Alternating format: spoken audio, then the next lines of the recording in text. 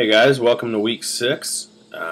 You probably just got done watching the Week 5 recap, so no need to really even talk much about that. As always, this recording is brought to you by Joe Bean's Coffee. Joe Bean's Coffee, Lynchburg staple here, voted best coffee in Lynchburg a couple times, I think. Joe-beans.com. It's where a bunch of college kids making college coffee. Anyways, keeps me running. Keeps the bank account low, keeps me running. So, sounds good. Anyways, Week 6. Let's talk about Week 6. So, we got, let's see here. First and foremost, we'll start with the first game on the docket. Myself versus Ben, Kosher Bad Boys versus the Power. Pre-Thursday night's game, I had this as my lock of the week. If any of you listen to ESPN Radio, you always hear Colin Cowherd, Mike and Mike, all those guys always like, the lock of the week. This is my lock of the week, at least pre-Thursday night's game. Unfortunately, due to the schedule, I couldn't get this out prior to that game. I'll try and do that next week. And then Rashard Mendenhall sucked. He laid a dud. I hate the Steelers with a passion. He got me 1 point. Now, I'm going to be eternally grateful and blessed if I win by 1 point this week. Thank you, Rashard Mendenhall. However, right now, not looking good. I think I was winning by like 35 points pre that game. But then Roethlisberger decided to get 26 points. I think I mentioned how much I hate the Steelers. So, yeah. I don't want to say I'm wrecked, but that wasn't good. I may not be in terrible trouble, though, against the Power of Ben this week. I still have Marshawn Lynch and Alfred Morris to go. And I also have A.J. Green and Deshaun Jackson to play. Matt Stafford, he's been so up and down. I'm taking one more chance on him against an Eagles defense that has been giving about 20 points for the last 3 games per week. The nice thing here is that A.J. Green and Jackson are going up Ds that have given up a combined average of 50 points a week. Granted, that's to all of the wide receivers, not just 1 or 2, but that's good news. Also, one key here between the two teams is that Bad Boys has Jackson, the Power has Macklin. That's an always interesting matchup when one team has one of the receivers, the other has the other receiver, so that's very interesting. Generally speaking, one of these wide receivers will have a better game, so we'll see how that works out. Plus, you can't go against the ageless Tony Gonzalez. He's got a really great matchup against a terrible Oakland defense. ESPN has Bad Boys still winning by 17 points. My pick, I'm going Bad Boys. I think Marshawn Lynch will have a great game and get lots of carries if the game is close against the Patriots. The Power's running backs are unimpressive so far this year, and I started this with the pick of the week, or the lock of the week. I'm going lock of the week. Bad Boys over the Power. The next game, we've got Jesus and the Argonauts against P-Town Beatdown. All right. Even though the Argonauts are 3rd in the power rankings, they might be the best team in the league. I have no problem saying that. Definitely top 2. They've been on a steady rise over the last weeks in points. You can see the chart underneath the preview, if you ever look at those prior to Thursday's games. The defense is a little shaky, but might become a factor due to having a good matchup. I think they have a very good matchup this week. He has an amazing lineup of wide receivers and running backs. The only downer is that Phillip Rivers hasn't been lights out this year, as he's been in past years. So, I don't want to say concerning, but that might be a little bit not as good for him. For Beatdown, Eli Manning has been great. He's playing a 49ers defense, though, who is strong in both the run and the pass, so we'll see about that matchup. Fred Jackson, nobody knows. I'm over that one. Calvin Johnson is nice for Beatdown. A big game by him could push him over or past the Argonauts. However, Beatdown doesn't have a kicker right now, which could be his downfall. Again, ESPN has the Argonauts winning by 13, but I think that's a much closer 13. My pick, I've got the Argonauts. They honestly just have too much firepower for Beatdown, and I think that McCoy will be the sleeper in this one. I think he's going to run all over Detroit's defense. The next game we have here, we've got Bushkill T-Wolves versus Hold On To Your Butts. This game has Paul winning by the home field advantage, so 2 points. I think if I'm correct, this is the third time home field advantage may come into play this year. Again, this is just a prediction by ESPN, what they're saying.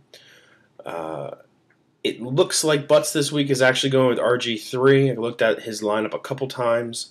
Noticed there were some switches there. That's risky just because he's already kind of hurt, and one bad shot against a Minnesota defense that has Jared Allen coming at him could be the difference for Hold On To Your Butts this week. I do like his running backs, Butts running backs. I think that they have a great matchup.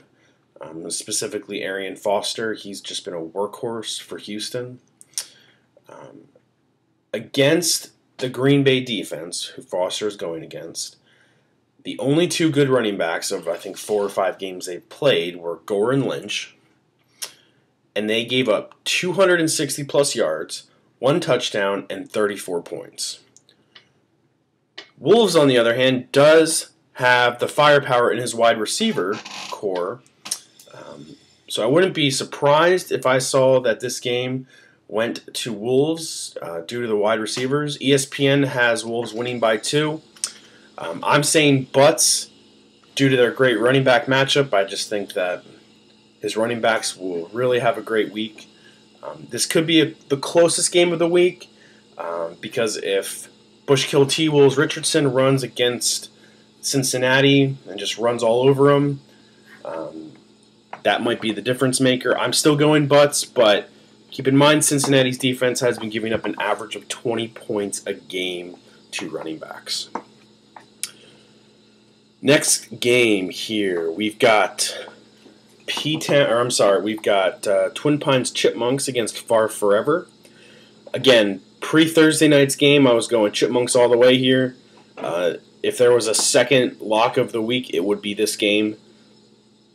With Peterson, Bush, and Reggie Wayne all having very favorable matchups, really what's not to love about his team right now? Rodgers is playing the best team in the NFL and has something to prove. So you've seen it before with quarterbacks who have something to prove. Many times they kind of just go off and go. They have amazing games regardless of the opponent. So we'll see what happens with Rodgers. Plus, Rodgers, Green Bay is kind of under the gun right now. They're underperforming, as I'm sure Matt Logan would tell you. So, yeah, I mean, we'll see. Houston's defense has given up less than 15 points all but one of the games this year to quarterbacks. So, again, very interesting there. Far Forever might have gotten fantasy football salvation with Rob Baronis. How many times do you hear that name called? And Mike Wallace, they combined scored 32 points. Manning is always dangerous. I mean, I'll say that all year. He's always a dangerous player. And we also have here Denarius Thomas. Hold on, let me rephrase. I'm looking at my notes, guys. Just leave me alone here. Here's the key. Like I said, Manning's always dangerous. However, San Diego, the team that they're playing, they just gave up 38 points to Drew Brees, who is considered as the same class as Peyton Manning. However, Drew Brees doesn't have Denarius Thomas. I don't buy Colston or any of those wide receivers, frankly. And, I don't know. We'll see what happens. ESPN does have Twin Pines Chipmunks winning by 27 points. I'm going to go Chipmunks here as well. Forever has already used both wide receivers. Roddy White is off and on with Julio Jones coming on strong this year. Also, Tammy, who's the tight end for Denver, is going to be at the mercy of Manning. When you have both those players on your team, it's kind of hard. Plus, Darren Sproles is on a bye week, so that's important, obviously. And finally, the game of the week. Flying Fish versus Lionel Messi. The two worst teams in the league playing each other. However, this is my game of the week because I asked the question, who needs the win more? First off, Messi needs a win this game. More than Fish, I think, because both need to win very badly. Messi is 3 games back in a division that has 2 4-1 teams, and it's not looking good for him right now. With that said, this is a really good matchup. Both teams are projected over 115 points. McFadden is due for a very good game. Every other week, he's scored over 10 points. Johnson, also Chris Johnson, got some unexpected points for him this week. He wasn't supposed to get a lot of points. So that's going in Messi's favor. Fish does need great games from both DeMarco Murray and Frank Gore. They both do have rough matchups. For instance, the Baltimore defense, I believe it's the Cowboys going up against Baltimore, so Murray going up against the Baltimore defense. Just came off a game where they gave up 25 points away to the Kansas City rushing attack, i.e. Jamal Charles. They're going to come on strong, I think. Fish is also playing 2 Buffalo players, and because they have Jackson Spiller, they have a relatively name-wise good offensive team. It's hard to see both Chandler, I think, and then Steve Johnson both having really good games or having game-changing performances. Both quarterbacks against each other, Matt Ryan and what's his face, pretty boy from New England, Tom Brady. They are great quarterbacks, great point scorers. However, Ryan is going up against an Oakland defense. Brady's going up against the Seattle defense. Oakland gives up 30 points a week. Seattle gives up 10 to opposing quarterbacks. So, yeah, I'm convinced that the loser of this game won't even make the playoffs, frankly. So this is a must-win game. I'm going with Fish. Matt Ryan's matchup against the Oakland defense is too sweet, and I think BenJarvus Green-Ellis is going to have a great game against Cleveland, who is giving up an average of 20 points a week. As a side note, ESPN is also going Fish. They have him winning by 2 points. So, with that said, guys, just to close up here, I've got Bad Boys, the Argonauts, Twin Pines Chipmunks, the Butts, and Flying Fish all winning this week. That's it for my picks. Let me know if you have any questions. Good luck this week. Hopefully I'll see some of you guys soon. Again, good luck. Thanks for being patient with me with these videos, and I hope you all have a great weekend. Thanks, guys. Bye.